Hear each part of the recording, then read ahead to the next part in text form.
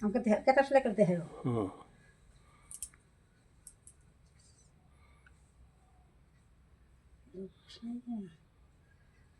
রাম নারায়ণ রাম রাম রাম ফেসবুকের আপনজন প্রিয়জন সবাইকে জানাই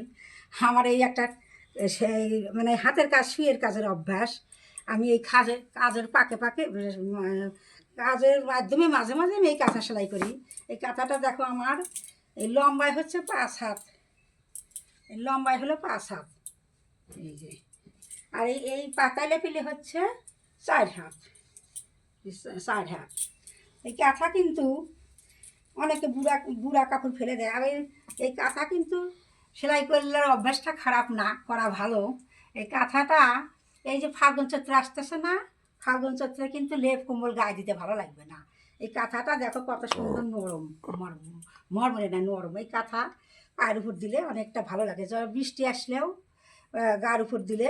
ভালো লাগে যাদের অভ্যাস তারা কিন্তু কম্বল পছন্দ করে না এই আমার একটা কাঁথা সেলাই করার অভ্যাস এটা আমি কাজের ফাঁকে ফাঁকে করি এটা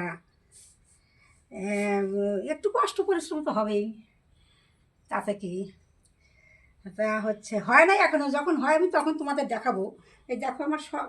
হয়ে গেছে এই যে বড় বড় হয়ে গেছে কাঁথাটা হয়ে গেছে আর এখন এইটুকু এই চারপাশে একটু বাদ আছে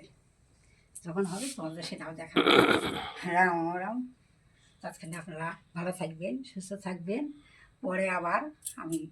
পরের ভিডিওতে কাঁচানা যখন হয়ে যায় দেখাবো রাম রাম।